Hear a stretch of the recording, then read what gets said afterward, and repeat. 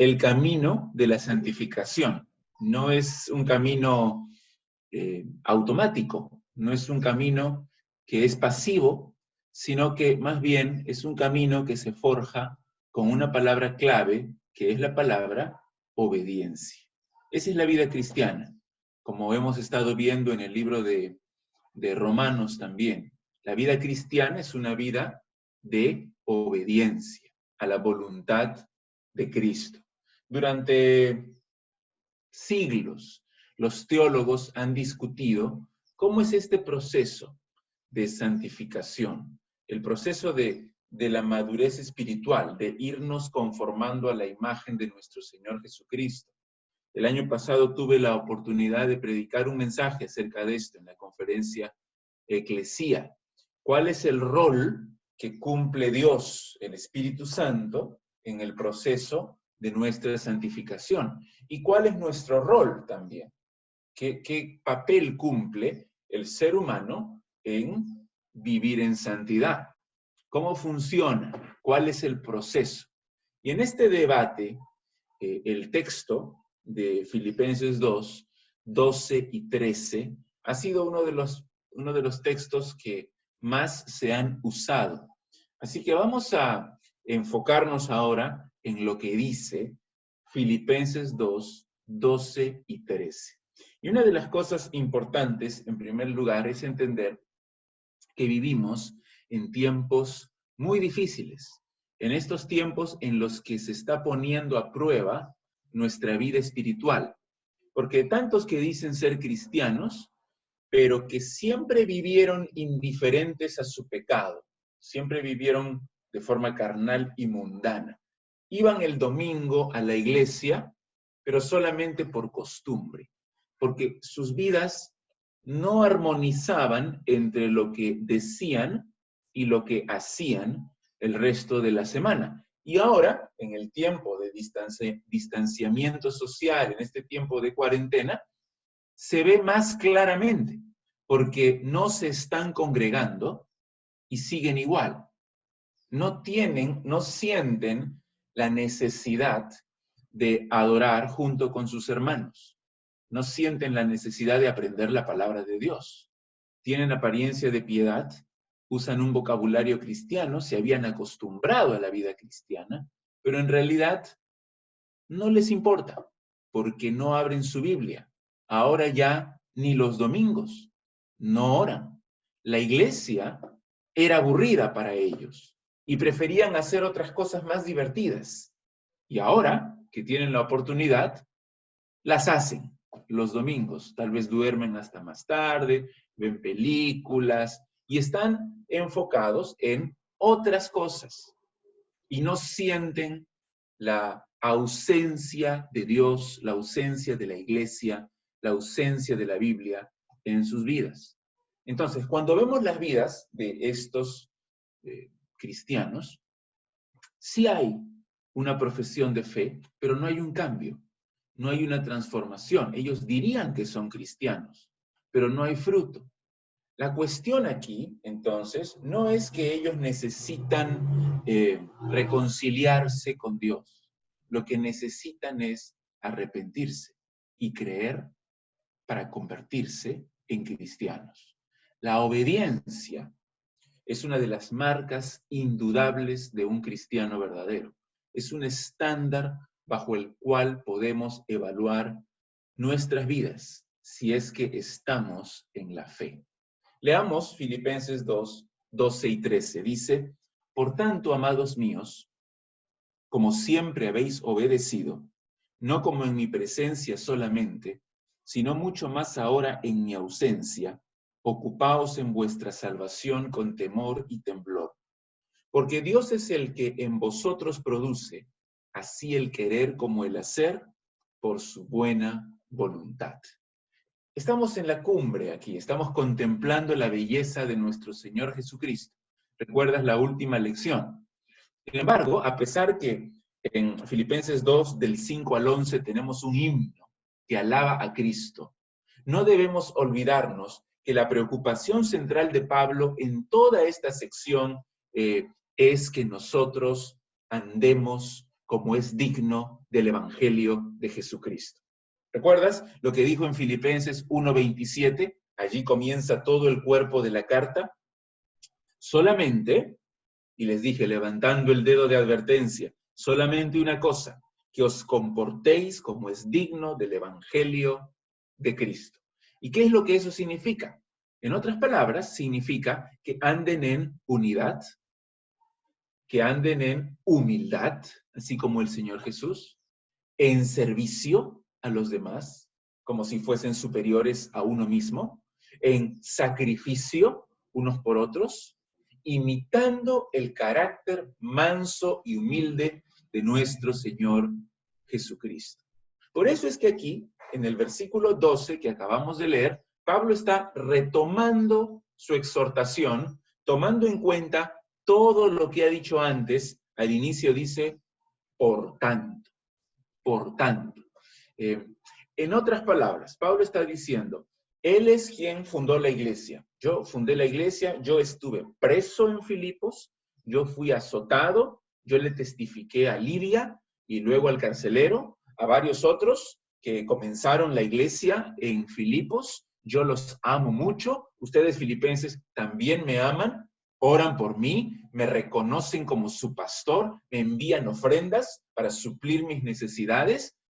Así que, sobre la base de este amor, por tanto, amados míos, yo los amo, ustedes me aman, cumplan con este mandato.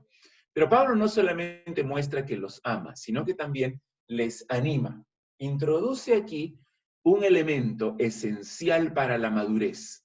Ya hemos hablado de humildad, hemos hablado de unidad, hemos hablado de servicio, pero Pablo aquí introduce el elemento de la obediencia. Ese es el camino que ellos han seguido desde el principio. Desde el momento que creyeron en Cristo, fueron obedientes. La fe, el amor y la obediencia son inseparables. Jesús dijo, si ustedes me aman, y ese amar significa creer en Él y poner toda nuestra confianza en Él, entonces guardarán, obedecerán mis mandamientos. Si tú amas a tus padres, lo demostrarás siendo obediente a tus padres. Si tú amas a tu esposa, lo demostrarás sacrificándote por ella. Si tú amas a tu esposo, lo demostrarás sometiéndote a él. Y por eso aquí, en esta frase, en el versículo 12, Pablo les hace recordar el registro ejemplar de obediencia que ellos siempre han tenido en el pasado. Pablo les dice que siempre han obedecido. ¿A quién? Mira ahí el versículo 12. Por tanto, amados míos, como siempre habéis obedecido. ¿A quién? ¿A Pablo o a Dios? Yo creo que no hay que hacer una distinción tan marcada entre ambos, porque Pablo es apóstol de Jesucristo. Así que obedecer lo que dice Pablo en Filipenses es obedecer a Dios, en realidad. Y esa es la obediencia del Evangelio, al Señor Jesucristo, a la voluntad de Dios, a la Biblia.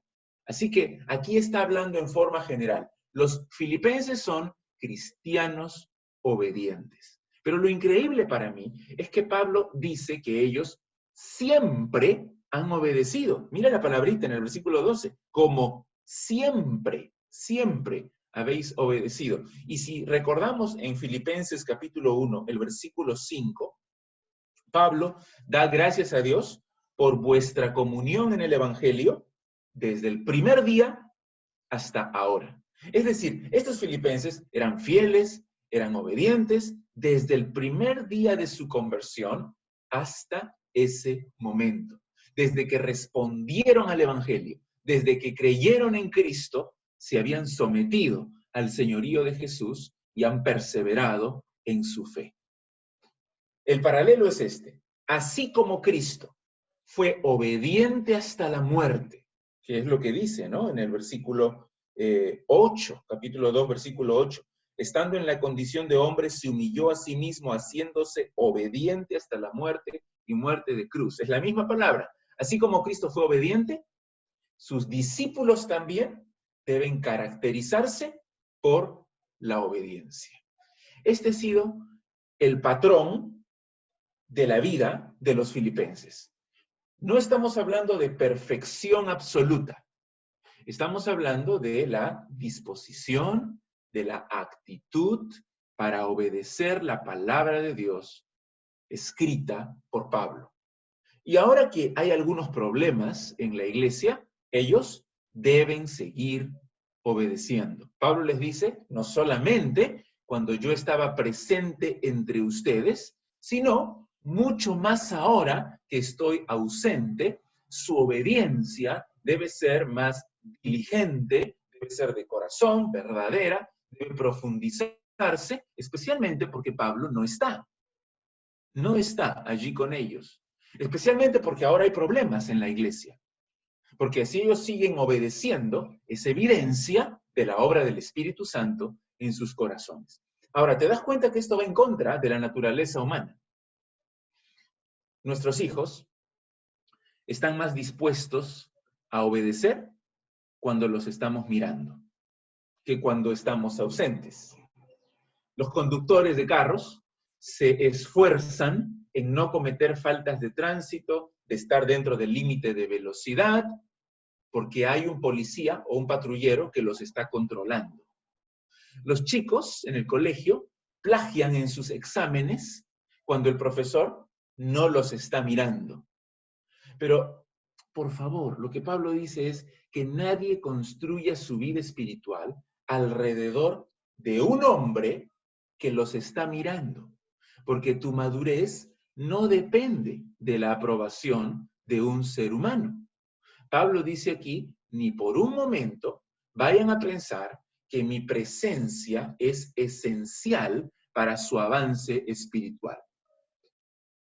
Tu pastor, tu líder, un maestro, te pueden enseñar la palabra de Dios, pero no somos Dios. Tu responsabilidad prioritaria es obedecer a Dios, ya sea que el líder de la iglesia te esté mirando o no te esté mirando. Hay que obedecer. La obediencia genuina se muestra siempre, aun cuando nadie está mirando, porque es de corazón. Y es porque nace de un corazón que ha sido transformado por Dios, que sabe que tendrá que rendir cuentas a Dios, que todo lo mira. Entonces, Pablo dice en el versículo 12, ustedes siempre han obedecido y lo deben seguir haciendo, especialmente ahora, mucho más ahora que estoy ausente. Háganlo de corazón, háganlo genuinamente. Entonces, antes de dar el mandato, Pablo primero les dice que los ama y luego les dice que los anima y elogia su conducta de obediencia habitual. Y ahora sí es tiempo de darles el mandato. ¿Cuál es el mandato? El mandato a la obediencia está ahí en el versículo 12. Dice allí, por tanto, amados míos, como siempre habéis obedecido, no como en mi presencia solamente, sino mucho más ahora en mi ausencia, y aquí viene el mandato. Ocupaos en vuestra salvación con temor y temblor. Y este mandato nos ayuda muchísimo a entender cómo es el proceso de santificación. Todos los que son cristianos verdaderos están en ese proceso. ¿Qué significa? Hay una palabra en el griego que es la palabra katergaseske. Katergaseske, una palabra un poco larga, un poco difícil, significa llevar a cabo, significa realizar. La idea es de hacer un esfuerzo constante para lograr algo, hacer un esfuerzo diligente, perseverancia, cultivar para producir fruto, mostrar tanto a la comunidad de cristianos como al mundo que somos creyentes y que hay una obra en nosotros. Recuerden aquí que el tema es la obediencia. Así como siempre han obedecido.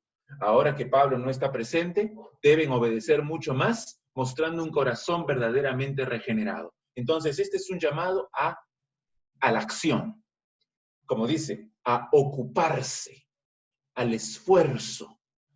Esto no es salvación por obras. No dice aquí, trabaja para que seas salvo, sino dice, lleva a cabo tu salvación. Ocúpate en tu salvación. Persevera, muestra fruto en tu salvación. Pablo aquí no está hablando de regeneración, no está hablando del momento en que tú naces de nuevo. Eso ocurre en un instante.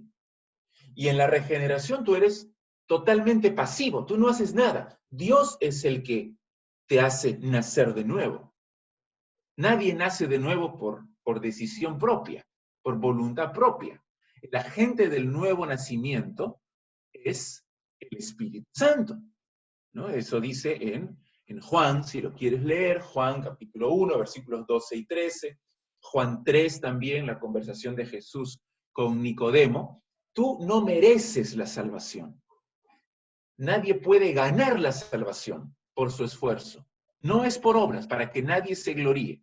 Es por la pura gracia de Dios. La salvación es del Señor. Pero esa salvación que Dios te da, Pablo aquí nos está ordenando, cultívala.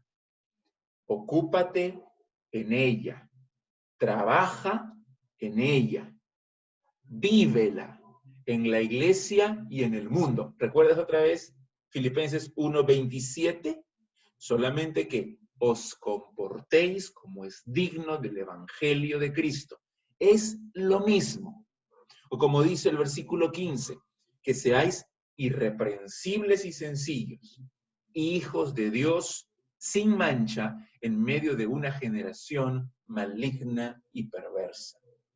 O como dice también en Filipenses 2:5, que hay en vosotros este sentir que hubo también en Cristo Jesús. Es decir, somos regenerados, hemos nacido de nuevo, somos hijos de Dios, hay que vivir como es digno del Evangelio. Hay que ser obediente, esfuérzate, anhela vivir de esta manera, llévalo a cabo. Escudriña las Escrituras, sé obediente, ora, persevera en las pruebas. Estimulémonos al amor, a las buenas obras. Y todo esto, dice también en el versículo 12, hazlo con temor y temblor. Con temor y temblor.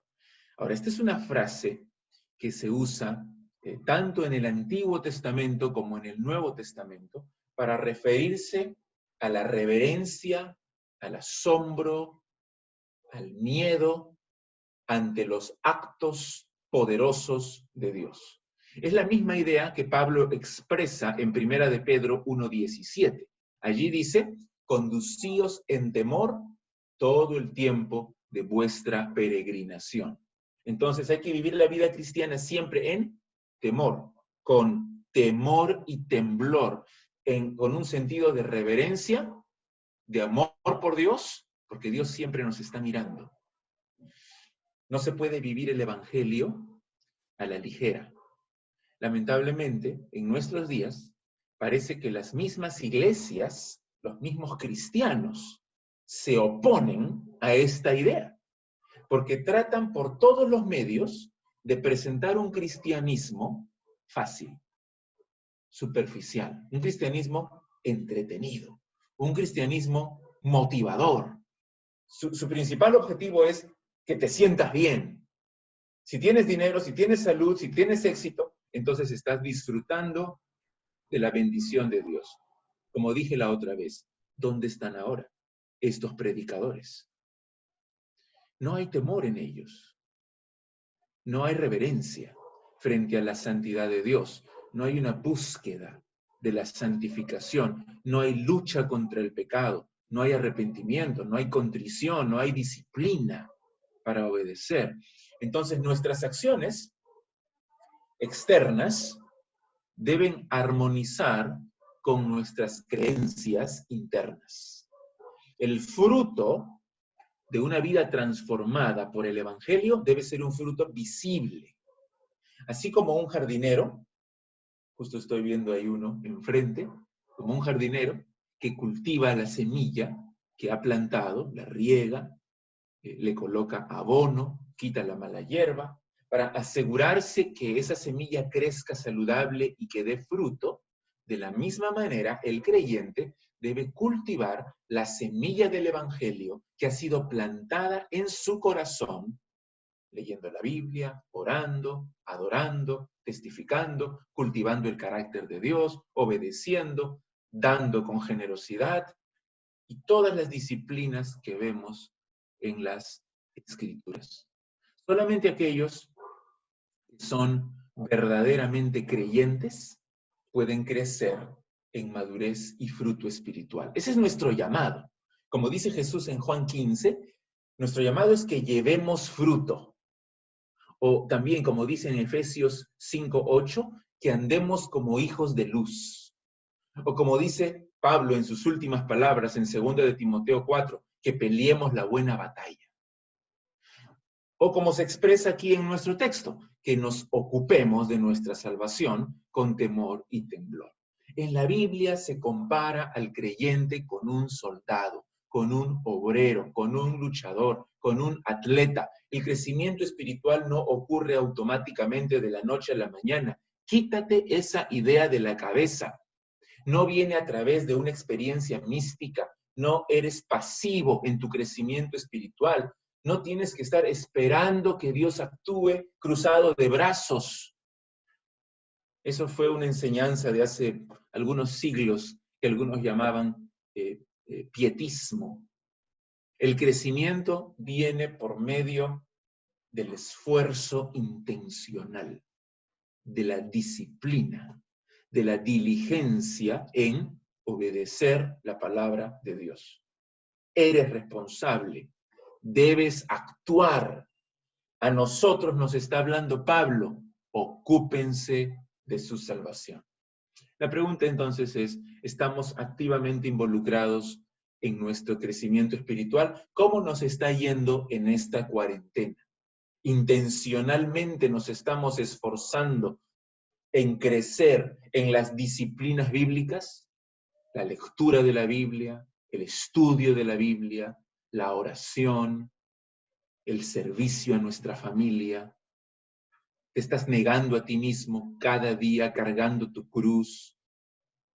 Estás obedeciendo los mandatos de la palabra de Dios en tu vida diaria. Estás mostrando el fruto del Espíritu Santo.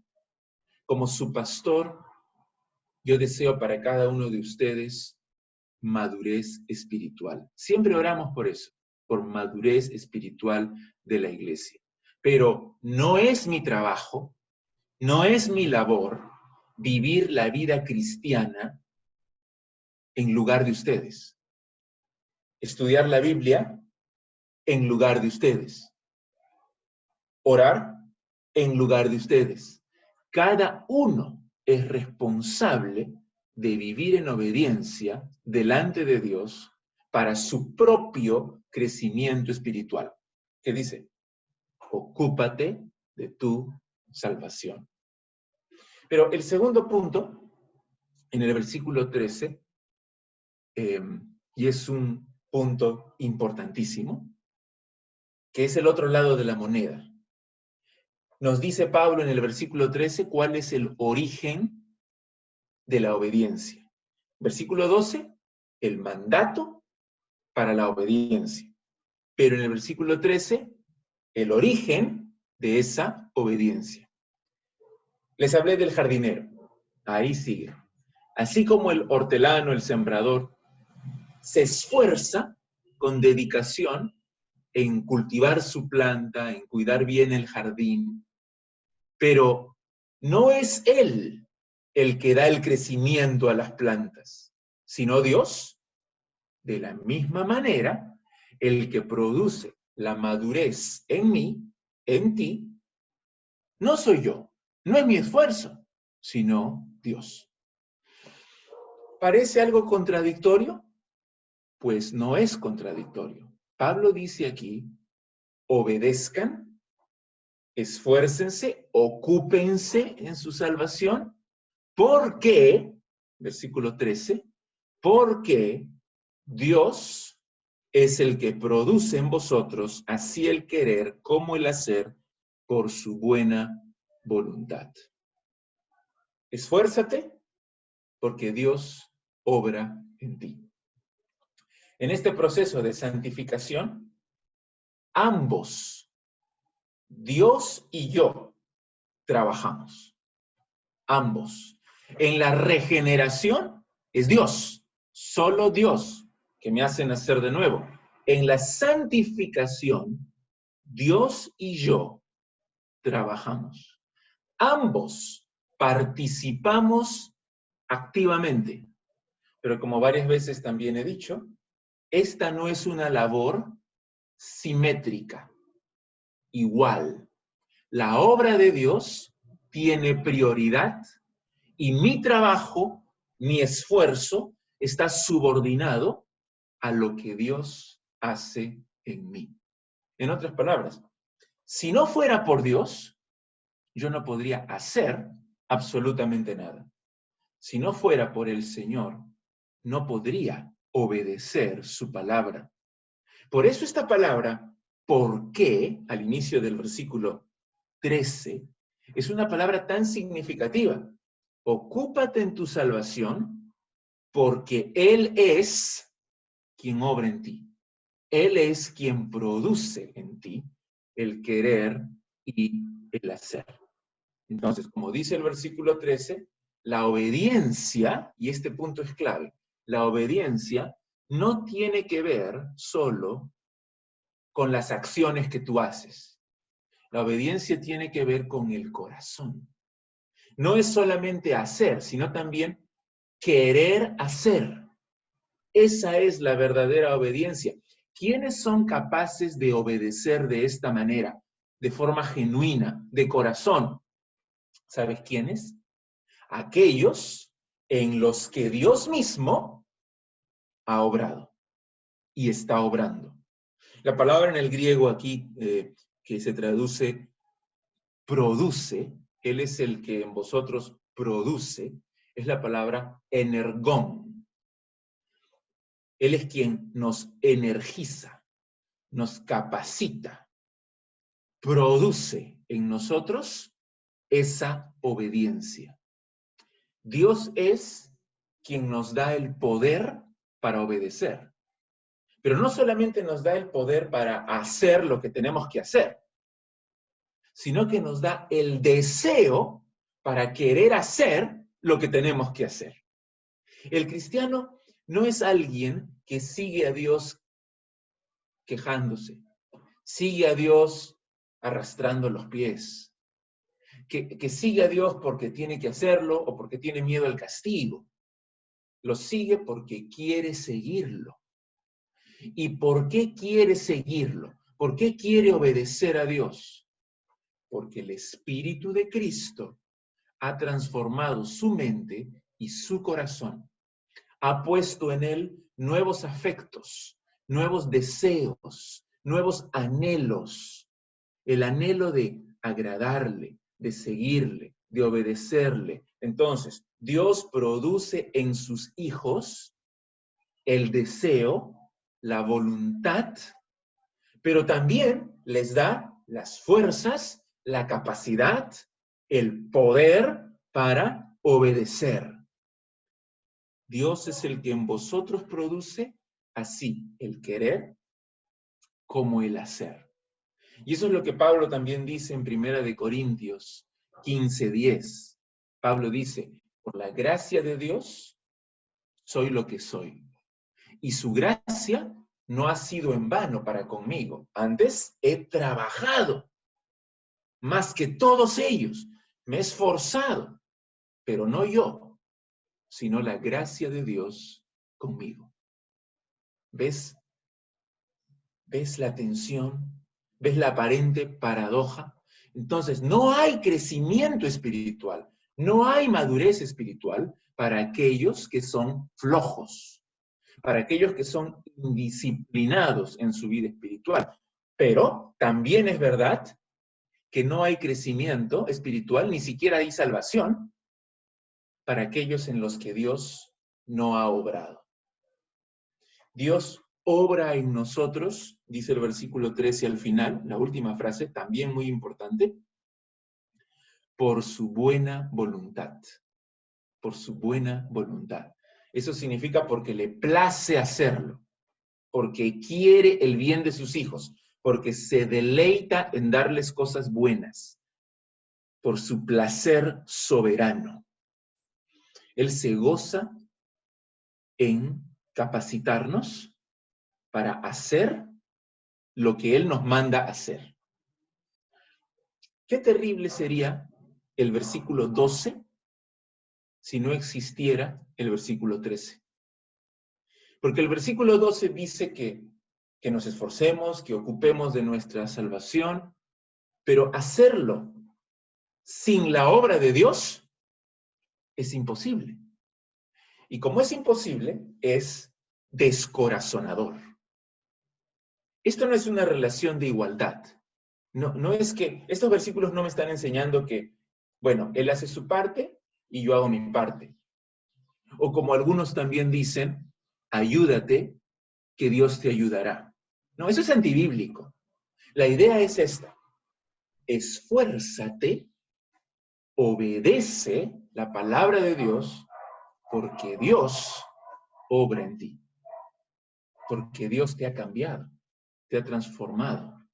La implicancia es maravillosa. Dios, cuando nos salva, no nos abandona al salvarnos, sino que nos da su espíritu, nos da nuevos deseos para agradarle, nos capacita para obedecerle, nos da un nuevo corazón, nos da el poder para obedecer, para vivir para su gloria, y lo que nosotros tenemos que hacer es responder en obediencia a la obra de Dios. Hay que esforzarnos en crecer y madurar. Hay que ocuparnos de esa salvación preciosa, porque el Señor, en su gracia infinita, nos ha dado la salvación. Hermanos, que en este tiempo de cuarentena, que estamos en nuestros hogares, tomemos el tiempo para meditar en estas verdades y para obedecer a Dios. Que veamos lo maravilloso que Él ha hecho en nuestras vidas y que obedezcamos. No porque alguien nos está mirando, sino porque queremos hacerlo, porque Dios ha cambiado nuestro corazón, porque lo amamos, porque somos sus hijos y tenemos su espíritu viviendo en nosotros. ¿Por qué no oramos un momentito y después, si hay alguna pregunta o comentario, tenemos un tiempo? Oremos. Padre Santo, gracias por tu palabra, por estos 2 versículos maravillosos de Filipenses, que nos explican cómo es la santificación. Somos responsables, tenemos que obedecer, pero no podemos hacerlo sin ti. No podemos hacerlo si es que tú primero no nos salvas. Gracias por la redención, gracias por el Espíritu que nos has dado, gracias por tu palabra también, y gracias porque nos has dado un nuevo corazón, una nueva mente que quiere agradarte, que quiere vivir para ti.